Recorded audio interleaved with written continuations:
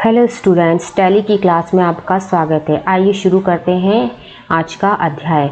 अभी हमने पिछले वीडियो में जनरल क्या होता है यह देखा था। आइए आज हम देखते हैं खातों की जनरल एंट्री कैसे की जाती है, how to entry in journal. ठीक है, जो भी ट्रांजेक्शन होते हैं उनकी एंट्री जर्नल में ही की जाती है, लेकिन इसे कैसे करते हैं यह देखने के लिए हमने यहाँ पर एक क्वेश्चन बनाया है। ठीक है, उसके अकॉर्डिंग हम लोग जर्नल में एंट्री करना सीखेंगे। तो हमारे क्वेश्चंस यहाँ पर लिखे हैं जो मैं आपको पहले बता दे रही हूँ। रमेश ने व्यापार आरंभ किया। Business started with cash ₹20 lakh. Ram से माल खरीदा। Purchase goods to Ram ₹10,000। भवन खरीदा। Purchase building ₹20,000। मजदूरी दी। Paid wages ₹1,000। नगद माल बेचा। Sold goods to cash 30,000। निजी खर्च हेतु पैसे निकाले। Withdraw cash to personal expenditure 2,000। अच्छा, जब हमने ये क्वेश्चंस देख लिए तो हमको जर्नल एंट्री करनी है इनकी। अब जर्नल एंट्री करते समय हमें यह ध्यान रखना है कि उसके हमको किन किन चीज़ों का ध्यान रखना है वो हम यहाँ पर देख रहे हैं। सबसे पहले तो हमें ये देखना पड़ेगा कि जर्नल एंट्री में कौन से दो खाते प्रभावित हो रहे हैं। दूसरा, प्रभावित होने वाले खातों के नियमानुसार डेबिट और क्रेडिट होने वाले खाते कौन से हैं। और तीसरा, खातों का प्रकार क्या है। आइए अब हम देखते हैं खातों की जनरल एंट्री कैसे होगी। हमारा पहला क्वेश्चन था, रमेश ने व्यापार आरंभ किया। Business started with cash. तो रमेश ने व्यापार आरंभ किया, हम इसमें सबसे पहले खाते देखेंगे कि प्रभावित होने वाले दो खाते कौन से हैं। तो यहाँ पर पहला खाता है हमारा कैश, क्योंकि उसने कैश से व्यापार आरंभ किया है, और दूसरा है कैपिटल, क्योंकि उसने पूंजी लगाई है। अब हमने 3 अकाउंट्स पढ़े थे, पर्सनल अकाउंट्स, रियल अकाउंट और नॉमिनल अकाउंट। तो जितने भी अकाउंट्स बनाए जाते हैं वो इनमें से इन तीनों के अंतर्गत ही आते हैं। तो हमें सबसे पहले ये देखना पड़ेगा कि कैश अकाउंट किसके अंतर्गत आ रहा है और कैपिटल अकाउंट किसके अंतर्गत आ रहा है। तो कैश अकाउंट हमारा आता है रियल अकाउंट के अंतर्गत और कैपिटल अकाउंट आता है पर्सनल अकाउंट के अंतर्गत, है ना। तो कैश अकाउंट रियल अकाउंट के अंतर्गत आता है। रियल अकाउंट का क्या रूल था, what comes is debit and what goes out is credit. जो आ रहा है उसको डेबिट करेंगे और जो जा रहा है उसको क्रेडिट करेंगे। तो यहाँ पर आया क्या है, पूंजी लगी है बिजनेस में, इसलिए हमने कैश को डेबिट किया है। ठीक है, और कैपिटल अकाउंट हमारा पर्सनल अकाउंट है। पर्सनल अकाउंट में रिसीवर को डेबिट करते हैं, गिवर को क्रेडिट करते हैं। तो रिसीव पैसा हो रहा है कैपिटल में, इसलिए रिसीव हुआ है, मतलब कैपिटल पूंजी लग गई है, इसलिए हम कैपिटल को क्रेडिट कर रहे हैं। हमारा नेक्स्ट क्वेश्चन है, राम से माल खरीदा। Purchase goods from Ram. यहाँ पर फिर से हम देखते हैं कि प्रभावित होने वाले खाते हमारे कौन कौन से हैं।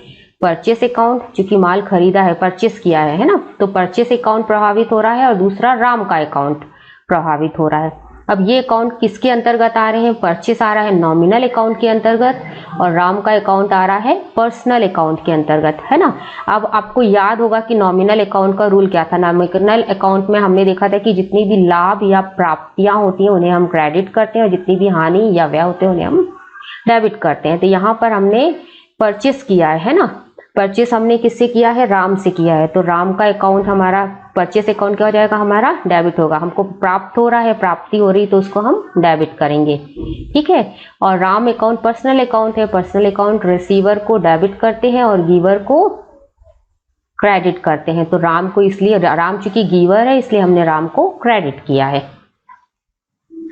नेक्स्ट क्वेश्चन है हमारा, भवन खरीदा। Purchase building. ठीक है, तो हमने यहाँ पर बिल्डिंग खरीदी, तो इसके कौन से दो अकाउंट्स बन रहे हैं बिल्डिंग के, एक तो बिल्डिंग अकाउंट बनेगा, दूसरा हमने कैश में खरीदा है।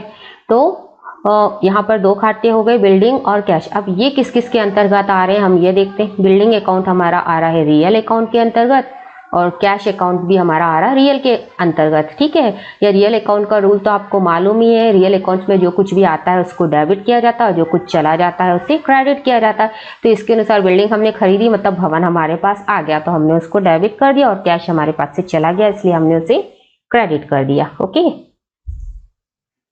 अब नेक्स्ट क्वेश्चन है हमारा, मजदूरी दी। Paid wages. यहाँ पर प्रभावित होने वाले खाते हैं हमारे वेजेस अकाउंट और दूसरा है हमारा कैश अकाउंट। अब वेजेस अकाउंट आ रहा है हमारा, वेजेस मतलब मजदूरी, ठीक है। वेजेस अकाउंट हमारा आ रहा है नॉमिनल अकाउंट के अंतर्गत और कैश अकाउंट हमारा आ रहा है रियल अकाउंट के अंतर्गत। नॉमिनल अकाउंट का रूल आपको मालूम ही है कि जो भी हमारे लाभ या प्राप्तियां हैं उनको क्रेडिट करना है और व्यय और हानि को डेबिट करना है ना। तो मजदूरी क्या है, आपका एक खर्च है, इसलिए हमने वेजेस को यहाँ पर क्या कर दिया, डेबिट कर दिया। और कैश रियल अकाउंट के अंतर्गत, कैश जाता है तो क्रेडिट करते हैं और आता है तो डेबिट करते हैं। इसी रूल के अनुसार हमने यहाँ पर कैश को क्रेडिट किया है। नेक्स्ट क्वेश्चन है हमारा, नगद माल बेचा, सोल्ड गुड्स टू कैश। अब यहाँ पर हमारे प्रभावित होने वाले खाते हैं कैश अकाउंट और सेल अकाउंट्स, ठीक है। अब कैश अकाउंट जो है वो रियल अकाउंट के अंतर्गत आ रहा है और सेल्स अकाउंट हमारा नॉमिनल के अंतर्गत आ रहा है। तो कैश रियल के अंतर्गत आ रहा, हमने माल बेचा है मतलब हमको कैश मिला है, तो रियल अकाउंट के रूल से हमने कैश को डेबिट कर दिया है। और सेल किया है नॉमिनल अकाउंट से, जो भी हमने सेल या परचेस करते हैं वो नॉमिनल अकाउंट के अंतर्गत ही आता है। तो नॉमिनल अकाउंट में जो भी लाभ या प्राप्तियां होती हैं उसको डेबिट करते हैं और जो भी हानि या व्यय होता है उसको क्रेडिट करते हैं। तो चूंकि हमने सेल किया है इसलिए हम इसे क्रेडिट करेंगे, ठीक है। इसके बाद हमारा नेक्स्ट क्वेश्चन है, निजी खर्च हेतु पैसे निकालें, withdraw cash to personal expenditure.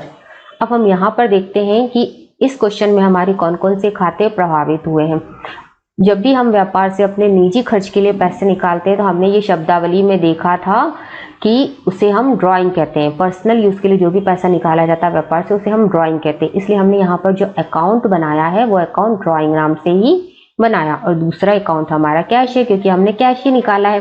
तो ड्राइंग जो है वो हमारा आता है पर्सनल अकाउंट के अंतर्गत, है ना।